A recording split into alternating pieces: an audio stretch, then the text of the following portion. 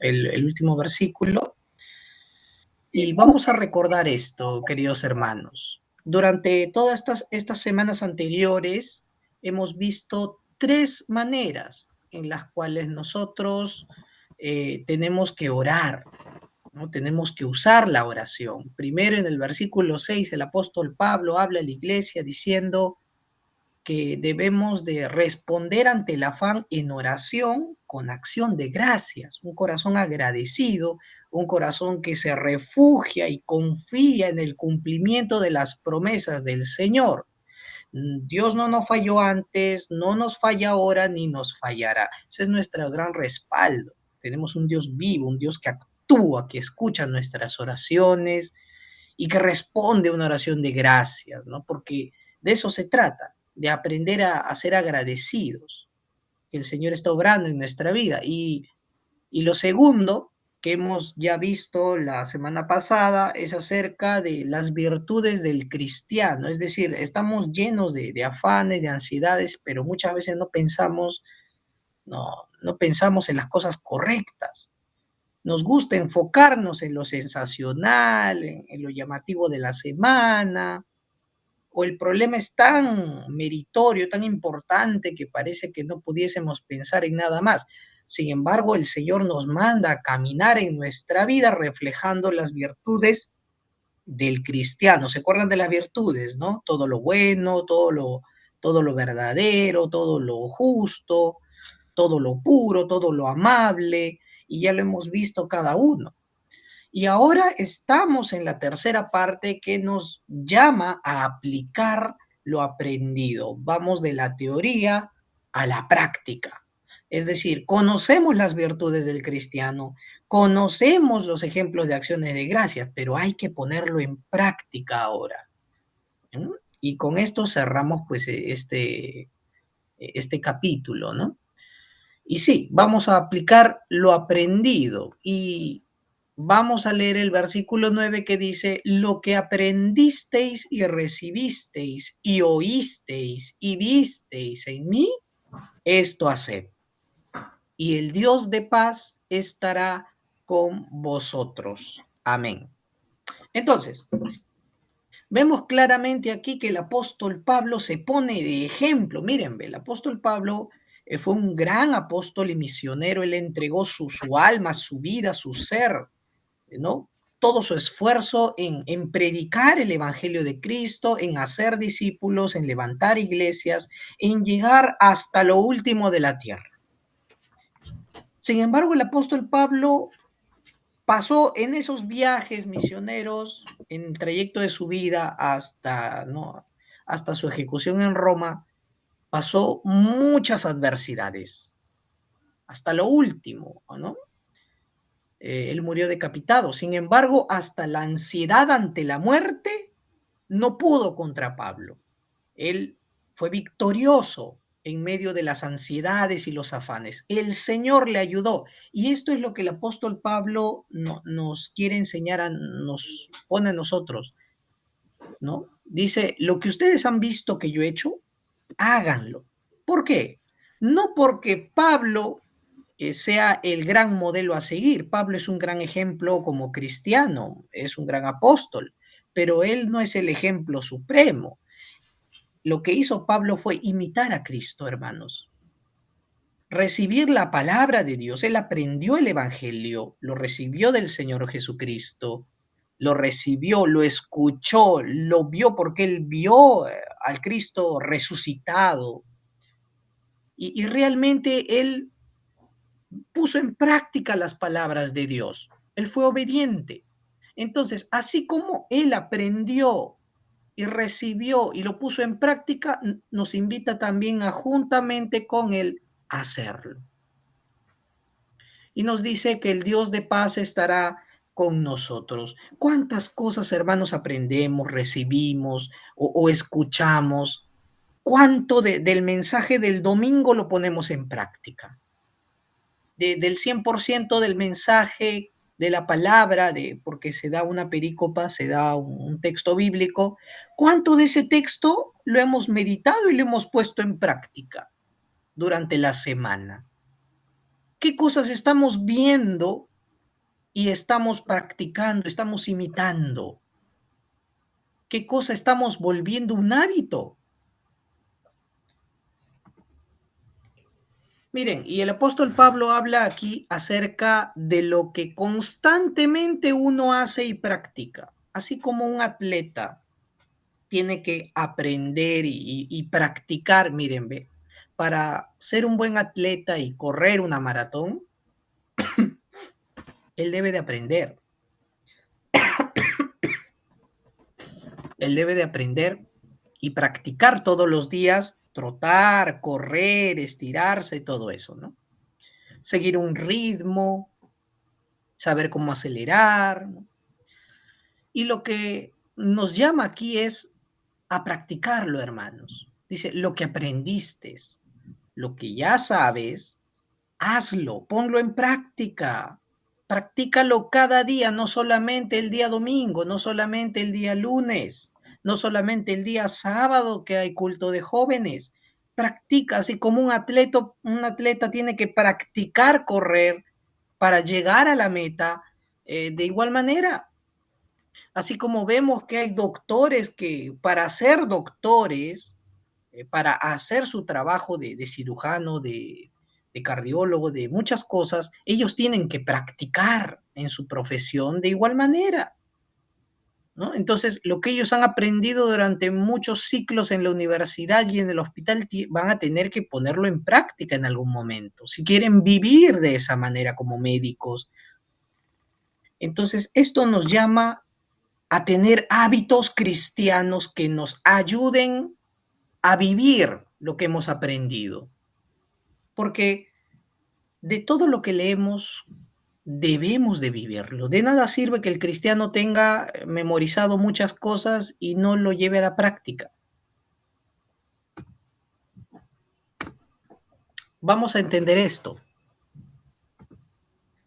Si el cristiano quiere llevar a la práctica una vida piadosa, quiere andar en lo puro, en lo amable, en lo bondadoso, en todas esas virtudes, quiere ser ejemplo de fe, quiere ser un cristiano firme contra los afanes, el pecado y las adversidades, tiene que entrar en una disciplina espiritual, es decir, tiene que practicar las disciplinas espirituales. ¿Qué es la lectura de la palabra? Tiene que estar en constante oración, constante lectura de la Biblia, constante una vida devocional, constante seguir yendo a la iglesia. Y esa constancia, esa disciplina nos va a llevar un hábito. Es decir, cuando venga el afán y el problema, tú no te vas a mover desesperado o vas a actuar según tus emociones del momento. Puede haber muchas emociones, pero tú no te vas a dejar llevar por ellas, sino que como ya estás habituado, ya la disciplina te ha llevado un hábito piadoso, un hábito cristiano, lo primero que tú vas a hacer es orar. Lo primero que tú vas a hacer no es caer en desesperación, sino tomar la palabra de Dios y orar con fe, de manera personal, en tu cuarto o con tu familia, si es el caso. Y lo que va a ocurrir es lo que vemos en la imagen, miren. Porque el cristiano está ahí, sin embargo, como la palabra de Dios está en su vida, está en su corazón, cuando se levante pues esas bestias de la tentación, de la carne, que nos quieran pues llevar a desobedecer al Señor, ¿no? A rebelarnos contra Dios, inmediatamente va a salir, va a salir el Espíritu del Señor nos va a refrenar. La palabra de Dios que se ha hecho viva en nuestras vidas nos va a ayudar a vencer las tentaciones. Pero todo va a partir de que si comenzamos constantemente en la disciplina espiritual. ¿Por qué es necesario esto contra todo afán? Porque lo dice la Biblia. No, no es ningún consejo psicológico ni ningún buen consejo moralista. No, lo dice la Biblia. Segunda de Corintios 10 del 4 al 5. Esta es la versión NTV. Vamos a leerla. Dice, usamos las armas poderosas de Dios y no las del mundo para derribar las fortalezas del razonamiento humano y para destruir argumentos falsos. Destruimos todo obstáculo de arrogancia que impide que la gente conozca a Dios. Capturamos los pensamientos rebeldes y enseñamos a las personas a obedecer a Cristo. Amén. Me gustó bastante cómo la NTV explica el texto, cómo, porque en Reina Valera vemos que dice, ¿no? Nuestras armas son poderosas en Dios para derribar fortalezas, llevar todo cautivo a la obediencia de Cristo, pero como que uno ahí no lo ve muy claro, ¿no? Entonces hay que escudriñar. Yo sé que a través de los pastores, los maestros que enseñan la palabra de Dios, se puede entender mejor.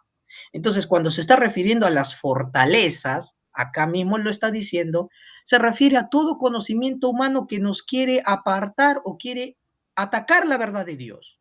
Entonces, el cristiano que está fortalecido en el Señor va a tomar la palabra, va a tomar la oración y va a hacer frente a ellos.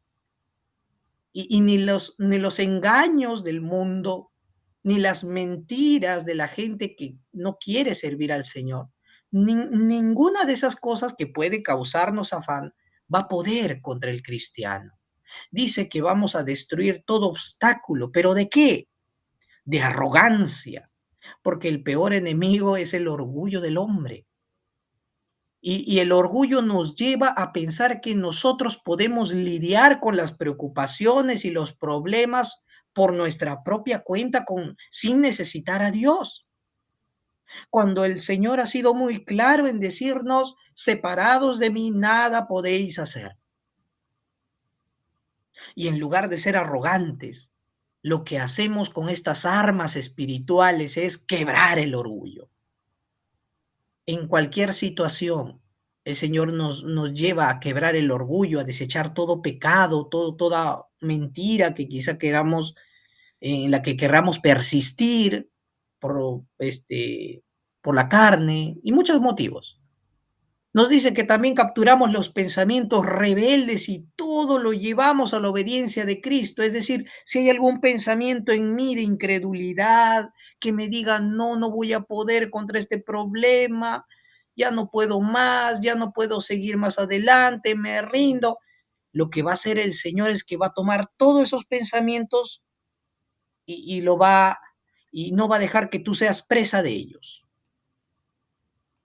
Y de esta manera tú vas a ser fortalecido y vas a ser formado en un cristiano que pueda llegar a ser modelo de otros hermanos y poder ayudar a otros a obedecer a Cristo. Esto, hermanos, lo dijo el apóstol Pablo, 2 Corintios, porque Pablo lo pasó.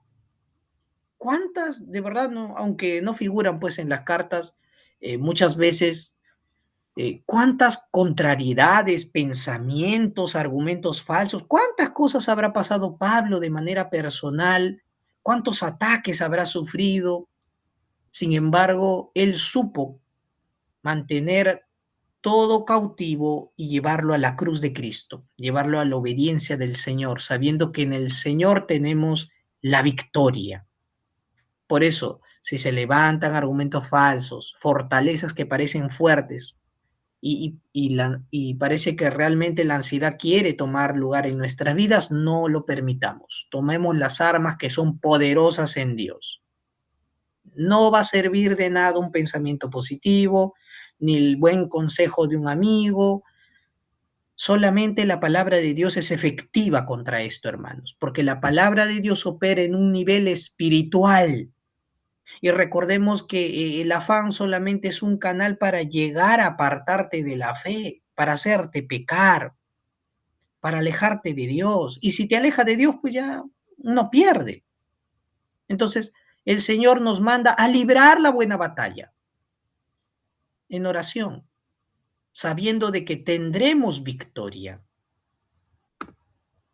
¿Cuál será el resultado de esto? Porque recordemos el versículo que nos dice, miren el versículo.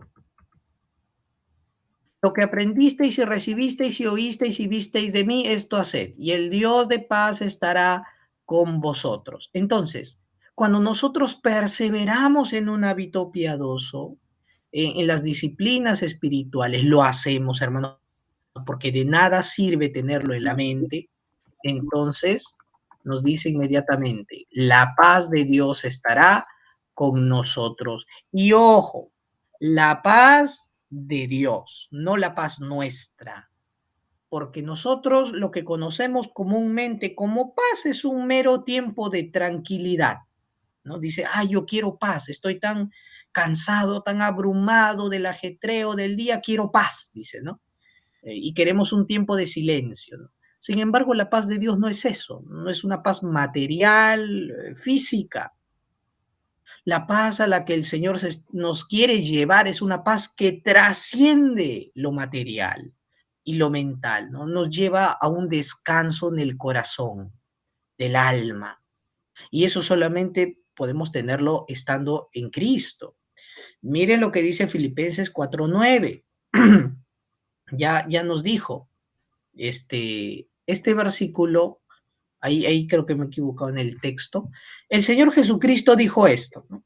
Dijo esto, ahí tengo que cambiar la cita, me disculpan. La paz les dejo, mi paz os doy. Miren cómo el Señor Jesucristo comenzó hablando a sus discípulos.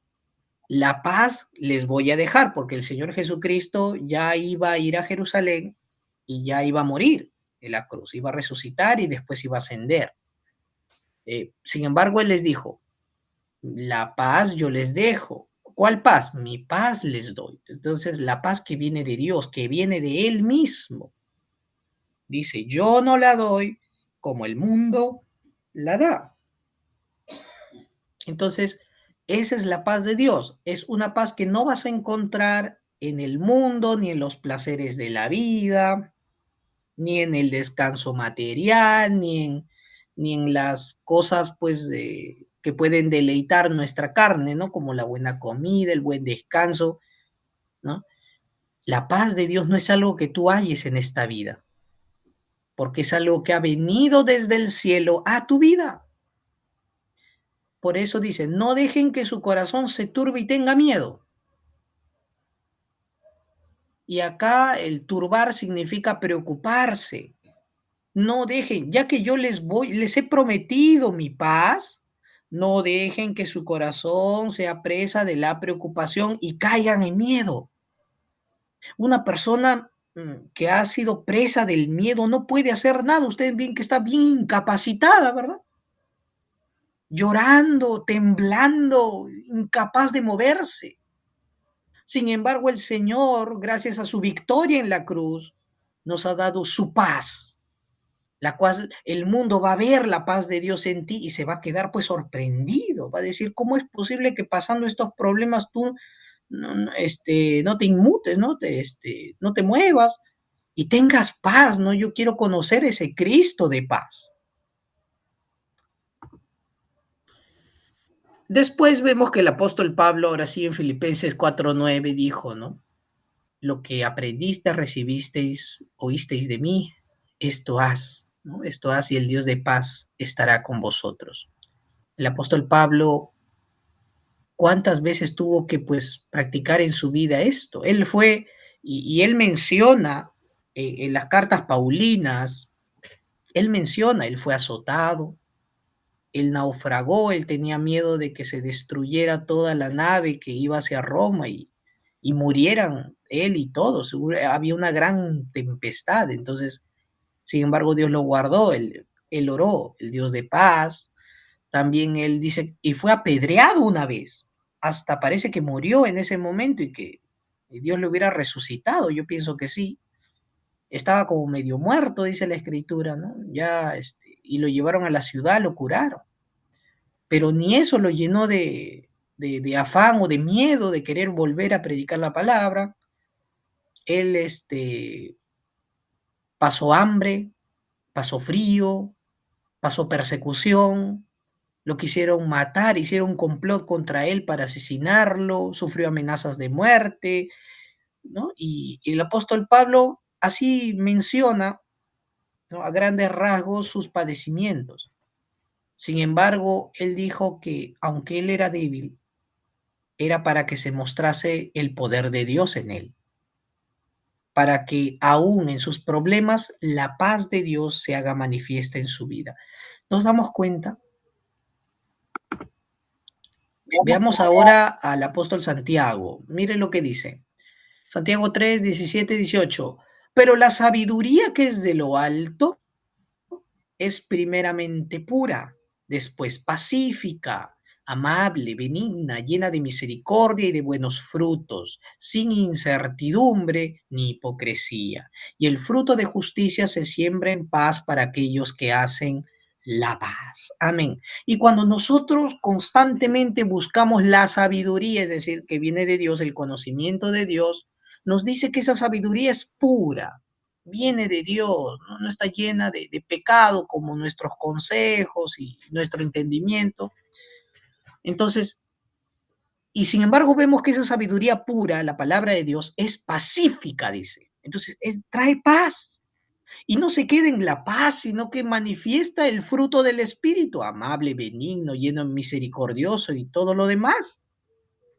Y me llamó la atención esto también que dice el 18, el fruto de justicia, es decir, las buenas obras de haber creído en la justicia de Cristo, ¿no? El fruto que da el creer en Cristo, de buenas obras, se siembra en paz, dice. ¿Qué quiere decir? Que realmente nosotros, cuando compartamos, hagamos evangelismo, o prediquemos la palabra, o hagamos alguna u otra acción piadosa, realmente vendrá esto de un corazón de paz. O sea, de un corazón de temor, de miedo, no puede salir cosas buenas. De un corazón de pecado no puede salir algo bueno. Por lo tanto, un corazón que está en la paz de Dios, en el perdón, en el amor, ¿no? En su justicia, en el temor de Dios, va a sembrar en paz. Y si el Hijo de Dios está pasando afanes, dificultades, está rodeado de muchas situaciones que parece que realmente no tiene paz, pero congrega, entonces en congregación incluso la paz que él está recibiendo va a ser sembrada. Después, a través de su vida, él va a sembrar en otros también esa paz, va a transmitir esa paz que ha recibido al dar culto al Señor. Dice, el fruto de justicia se siembra en paz para aquellos que hacen la paz. Entonces, la palabra de Dios va a sembrarse y va a dar fruto al 100 por 1. La palabra de Dios es efectiva y va a ser lo que Dios le ha mandado hacer, a dar fruto. ¿Mm? Entonces, queridos hermanos, no es que el afán y la ansiedad, ¿no?, sean poderosas, no, al contrario, cuando hay la ausencia del evangelio, cuando hay ausencia de una vida práctica, de que realmente no estamos viviendo el evangelio, ahí parecen los afanes invencibles. Pero si nosotros venimos a los pies de Cristo, si constantemente oramos, buscamos hambrientos la sabiduría que viene de Dios, llenar nuestra alma con ese alimento, el resultado va a ser la paz, sin importar a dónde vayas. Y eso se va a notar tanto que otros van también a desear esa paz. Vamos a orar, queridos hermanos. Vamos a orar. Bendito Señor, te damos las gracias. Gracias, amado Dios, por estar con nosotros siempre. Gracias por habernos dicho, Señor, que en la oración tenemos que vivir una vida de acción de gracias, de practicar las virtudes del cristiano, y ahora nos pides que lo pongamos en práctica. Pablo supo ser agradecido en los momentos de escasez y de abundancia, supo ser capacitado. Por eso él dijo, todo lo puedo en Cristo que me fortalece. Él supo ser agradecido. También él practicó las virtudes porque dijo, lo que aprendiste, lo que oísteis de mí, cómo he practicado esto, cómo he dado estos frutos, esto mismo busca, esto mismo haz, imita a Cristo. Te damos gracias, Señor, por la vida de los hermanos que se congregan hoy, que persisten en el Evangelio, que buscan cada día una vida de santificación. Oramos por ellos, para que en cada preocupación y afán no se rindan, no huyan ante ese problema, sino que puedan rendir su vida a los pies de Cristo, que podamos levantarnos con la fortaleza de Dios, con la paz de Dios, a anunciar el Evangelio. Que no sea solo un evangelio de palabras, sino un evangelio de hecho y de verdad. Oramos en el nombre de Cristo Jesús. Amén.